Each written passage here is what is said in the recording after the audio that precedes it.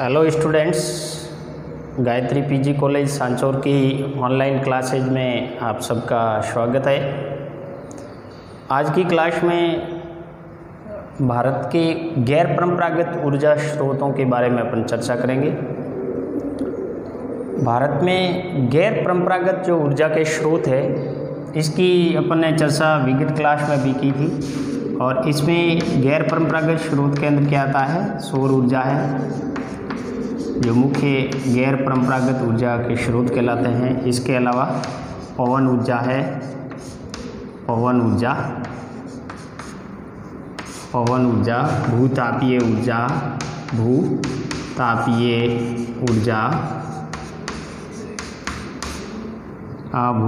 ऊर्जा, इसके अलावा ज्वारीय ऊर्जा,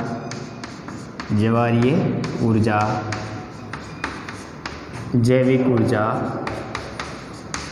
ये सारे ऊर्जा के जो स्रोत है वो कैसे हैं? गैर परंपरागत है, या इसको अपरंपरागत ऊर्जा के स्रोत भी कहते हैं। तो सौर ऊर्जा के बाद में आज अपन पढ़ेंगे पवन ऊर्जा। तो पवन ऊर्जा होती क्या है? पवन ऊर्जा किसे कहते हैं? पवन ऊर्जा का मतलब होता है कि यानी कि वायु की गति के कारण, वायु की गति या पवन की गति के कारण पवन चक्कियों के घूमने से ऊर्जा प्राप्त होती है, उसे अपन पवन ऊर्जा के नाम से जाना जाता है। अर्थात पवन ऊर्जा का यानी सरल अर्थ होता है कि पवन चक्कियों की सहायता से प्रवाहित वायु के दोहन के द्वारा उत्पन्न की गई ऊर्जा को पवन ऊर्जा कहते हैं। पवन ऊर्जा उत्पादन के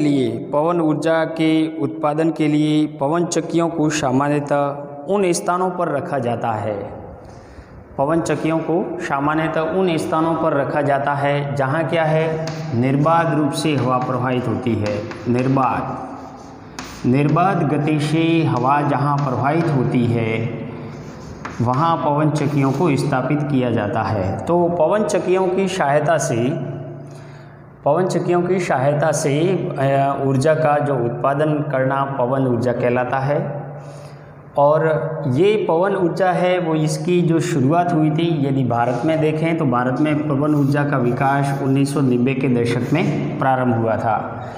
और अभी भारत के अंदर पवन ऊर्जा की जो कुल क्षमता है, वो कितनी है? 29 फरवरी 2020 के अनुसार 37.669 गीगावाट है अभी। यानी कि भारत में कुल पवन ऊर्जा की क्षमता है 29 फरवरी 2020 के अनुसार वो कितनी है? 37.669 गीगावाट है।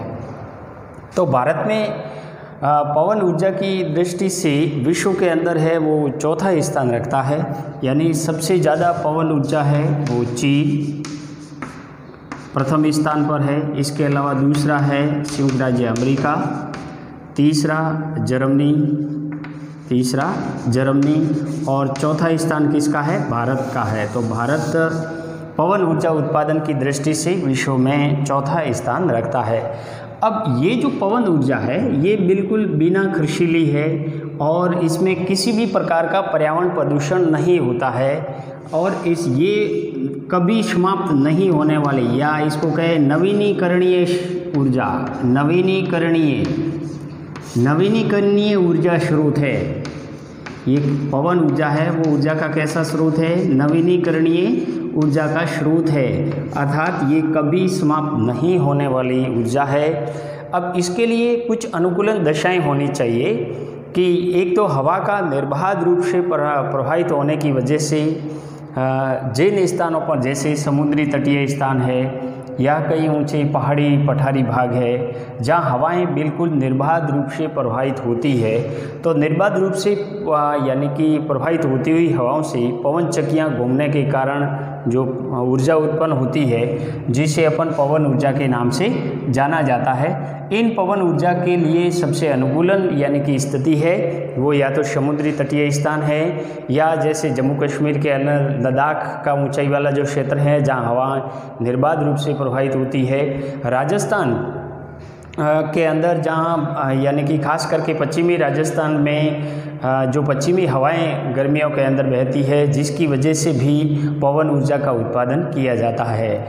तो समुद्री तटीय स्थान सबसे यानी कि इसके बेहतर सिचुएशन होते हैं जहां निर्बाध रूप से बहती हुई हवाएं पवन चक्कियों को घुमाने का कार्य करती है और जिससे पवन ऊर्जा का उत्पन्न होता है।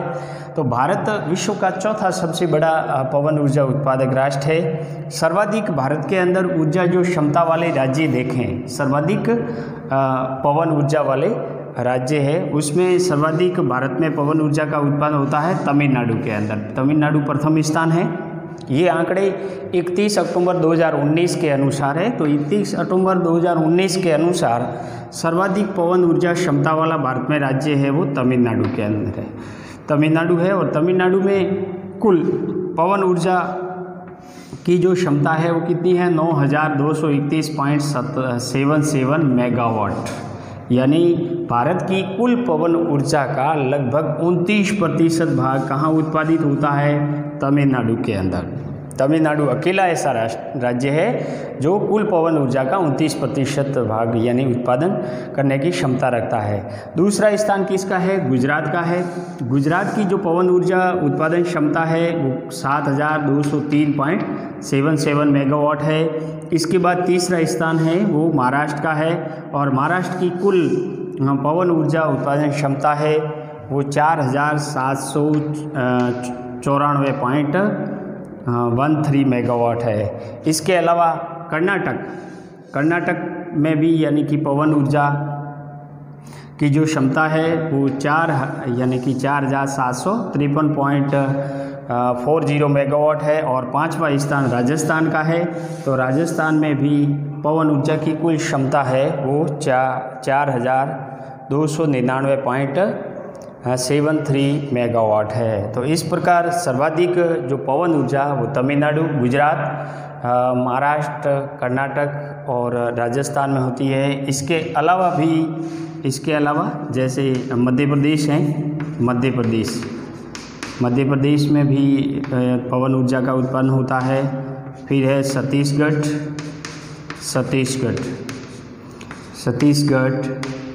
इसके बाद उड़ीसा, जम्मू कश्मीर, इन राज्यों में भी पवन ऊर्जा का उत्पादन होता है। लेकिन मुख्यतः ये 5 राज्य हैं जिसमें पवन ऊर्जा का उत्पन्न होता है। भारत में सबसे बड़ा पवन ऊर्जा संयंत्र है जो यानी कि मुप्पंडल यानी विंड फार्म है, ये तमिलनाडु के अंदर स्थापित किया गया है। भारत का सबसे बड़ा या एशिया का सबसे बड़ा जो पवन ऊर्जा संयंत्र है वो मुप्पंडल विंड फार्म है, वो तमिलनाडु में है। और इसकी जो उत्पादन क्षमता है वो कितनी है, 1500 मेगावाट है। यानी अकेला 1500 मेगावाट पवन ऊर्जा का उत्पादन है वो यानी मुप्पंडल जो विंड फार्म है तमिलनाडु के अंदर वो उत्पादित करता है। अब पवन ऊर्जा की दृष्टि से जो राष्ट्रीय पवन ऊर्जा संस्थान है वो कहाँ पे है, चेन्नई के अंदर है। चेन्नई के अंदर राष्ट्रीय पवन ऊर्जा संस्थान है। अब यदि पवन ऊर्जा को देखें तो उसमें लाभ क्या है पवन ऊर्जा से, तो लाभ ये है कि एक तो ये कभी समाप्त न होने वाली नवीकरणीय ऊर्जा स्रोत है। दूसरा ये लाभ है कि पर्यावरण की दृष्टि से ये एक साफ सुथरा ऊर्जा स्रोत है। एक बार स्थापित करने के बाद संयंत्रों का रखरखाव का अधिक खर्च इसमें नहीं आता है। लेकिन फिर भी भारत में पवन ऊर्जा से संबंधित बहुत सारी समस्याएं भी है।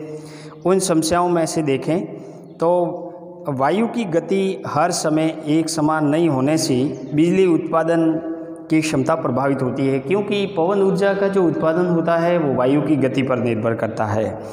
पूरे साल भर वायु निर्बाध रूप से नहीं चलती है तो पवन चक्कियाँ नहीं घूम पाती है, जिससे पवन ऊर्जा का उत्पादन नहीं हो पाता है। और ऐसी स्थिति के अंदर प्रत्येक क्षेत्र के अंदर, जैसे समुद्री तटीय क्षेत्र है या भारत के जम्मू कश्मीर का लद्दाख का क्षेत्र है, गुजरात और तमिलनाडु का जो कच्छ का क्षेत्र है,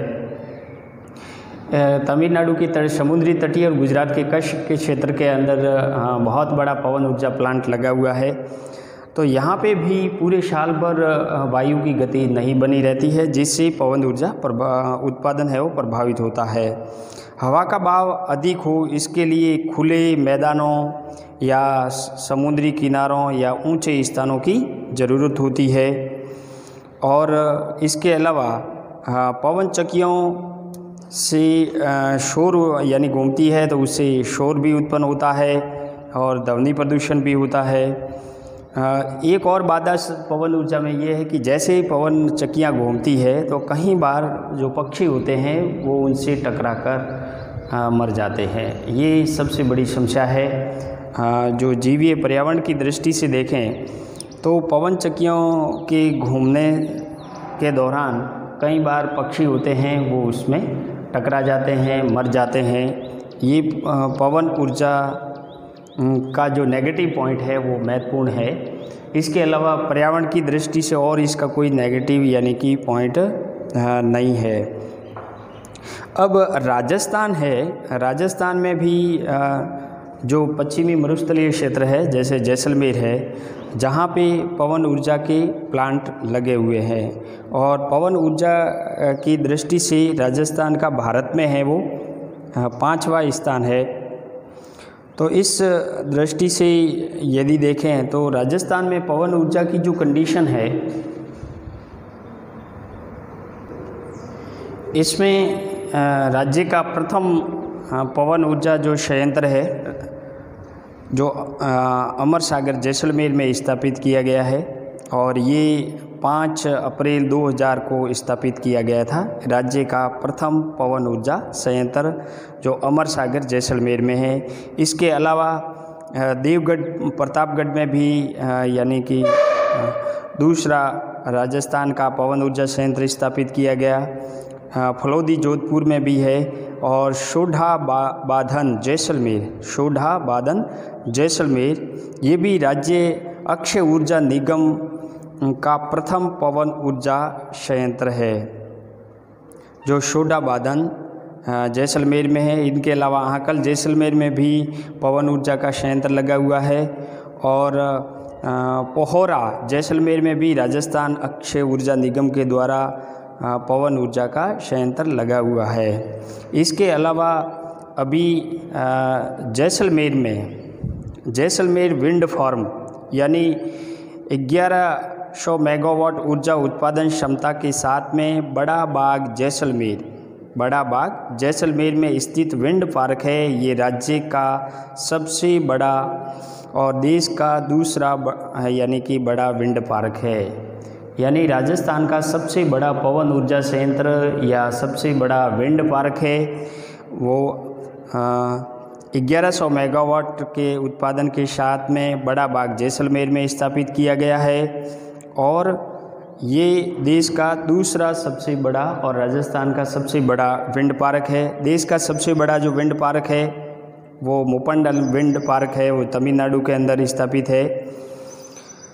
तो इस प्रकार राजस्थान के अंदर जो पवन ऊर्जा के क्षेत्र है, यदि पवन ऊर्जा के क्षेत्र देखें तो पवन ऊर्जा के क्षेत्र जिसमें जैसलमेर हैं, देवगढ़ प्रतापगढ़, जसवंतगढ़ उदयपुर, हर्षनाथ कई पहाड़ी क्षेत्र सीकर में हैं, धमोतर चित्तौड़गढ़, खाड़ोल बाड़मेर, मोहनगढ़ जैसलमेर और फलौदी जोधपुर ये पवन ऊर्जा उत्पादन की दृष्टि से महत्वपूर्ण यानी कि स्थान माने गए हैं।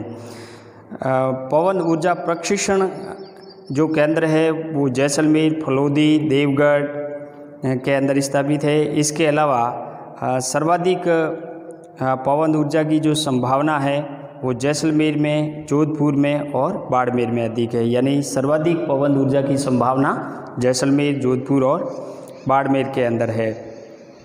राज्य में पवन ऊर्जा से विद्युत उत्पादन की अपार संभावनाएं दृष्टिगत रखते हुए इससे विद्युत उत्पादन को बढ़ावा देने के लिए राज्य सरकार ने वर्ष 2000, 2003, 2004 और 2012 के अंदर पवन नीतियां जारी की गई है और राज्य सरकार द्वारा इन नीतियों के फलस्वरूप कुल 4299.72 मेगावाट यानी क्षमता के पवन ऊर्जा संयंत्र स्थापित किए जा चुके हैं। यदि पवन ऊर्जा संभावनाओं की जो भारत में देखें, देश के अंदर सर्वाधिक जो संभावना है पवन ऊर्जा की वो गुजरात में है। इसके बाद आंध्र प्रदेश, तमिलनाडु, कर्नाटक, महाराष्ट्र, जम्मू कश्मीर और इसके बाद राजस्थान है, वो संभावनाओं में 7वें स्थान पर आता है। तो राजस्थान पवन ऊर्जा की दृष्टि से काफ़ी यानी महत्वपूर्ण स्थान रखता है। अब आते हैं पवन ऊर्जा के बाद में ऊर्जा के जो गैर परंपरागत स्रोत है उसमें से भूतापीय ऊर्जा। भूतापीय ऊर्जा होती क्या है?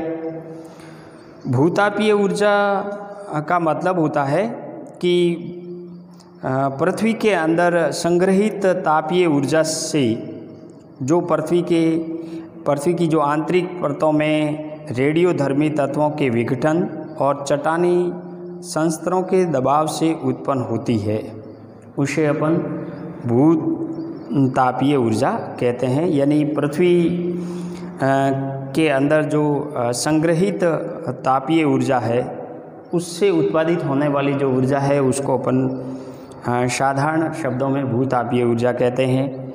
और ये जो भूतापीय ऊर्जा है ये ज्वालामुखी के उद्गार के समय जो उष्ण लावा निकलता है या उष्ण जल स्रोत आदि के रूप में जो पृथ्वी के आंतरिक भाग के अंदर जो यानी उष्ण स्रोत है वो दिखाई देते हैं। तो इस प्रकार पृथ्वी के अंदर जो संग्रहित तापीय ऊर्जा है उससे उत्पादित होने वाली ऊर्जा को भूतापीय ऊर्जा कहते हैं। और ये पृथ्वी के आंतरिक परतों के अंदर रेडियोधर्मी तत्वों के विघटन और चट्टानी संस्तरों के दबाव से उत्पन्न होती है। तकनीकी का प्रयोग कर भूगर्भीय ताप एवं जल की अभिक्रिया से गर्म वाष्प उत्पन्न करके आजकल विद्युत का उत्पादन भी किया जा रहा है। ये एक पर्यावरणीय हितैषी ऊर्जा संसाधन है, लेकिन इसके दोहन में सस्ती तकनीकी की कमी और संयंत्र स्थापित करने के अधिक धन व्यय के कारण ये इनके विशेष क्षेत्रों की पहचान वाले स्थानों पर लगाने का एक बड़ी यानी चुनौती है। तो भूतापीय ऊर्जा है, इसमें क्या होता है कि अधिक तकनीकी और पूंजी की आवश्यकता होती है और ये विशेष उन क्षेत्रों में लगाए जाते हैं जो यानी कि भूतापीय ऊर्जा की दृष्टि से महत्वपूर्ण है, या यूँ कहे कि पृथ्वी के अंदर जो संग्रहित तापीय ऊर्जा है वो उन क्षेत्रों में अधिक है। या तो वो ज्वालामुखी उद्गार वाले क्षेत्र है या उष्ण जल स्रोत है, यहाँ ऐसे यानी कि जो जल वाष्प है, उष्ण जल वाष्प है, जल वाष्प के स्रोत है, वहाँ जहाँ पे इस प्रकार के संयंत्र लगाए जाते हैं। तो अधिक पूंजी और तकनीकी और विशेष स्थानों वाले विशेष जो क्षेत्रों वाले स्थानों पर लगाने के कारण इसका विश्वव्यापी विकास नहीं हो पाया है। लेकिन फिर भी भारत में भूतापीय ऊर्जा से संबंधित जो क्षेत्र है उसमें से जम्मू कश्मीर का पोंगा घाटी, जम्मू कश्मीर में पोंगा घाटी जो भूतापीय ऊर्जा का संयंत्र वहाँ स्थापित किया गया है। इसके अलावा हिमाचल के मणिकरण के अंदर वहाँ ज्वालामुखी यानी कि उद्गार की स्थिति मानी गई है, इसीलिए मणिकरण हिमाचल में भी भूतापीय ऊर्जा संयंत्र स्थापित है। इनके अलावा भी भारत में बहुत सारे ऐसे क्षेत्र हैं जहाँ भूतापीय ऊर्जा से संबंधित क्षेत्र जहाँ विद्युत ऊर्जा का उत्पादन यानी किया जा सकता है। तो भूतापीय ऊर्जा से संबंधित क्षेत्रों में अन्य क्षेत्रों में जैसे उत्तराखंड के तपोवन, झारखंड के सूरजकुंड, हजारीबाग, छत्तीसगढ़ का तातापानी, उड़ीसा का तप्त पानी, मध्य प्रदेश में अनहोनी, पश्चिमी तट पर महाराष्ट्र और गुजरात, नर्मदा और सोन घाटी का क्षेत्र है और दामोदर घाटी का जो क्षेत्र है ये भूतापीय ऊर्जा उत्पादन की दृष्टि से महत्वपूर्ण क्षेत्र माने जाते हैं। अब इसके अलावा यानी कि गैर परंपरागत ऊर्जा स्रोतों के अंदर समुद्री तापीय ऊर्जा, ज्वारीय ऊर्जा और जैविक ऊर्जा आती है। उसके बारे में अपन चर्चा नेक्स्ट क्लास में करेंगे।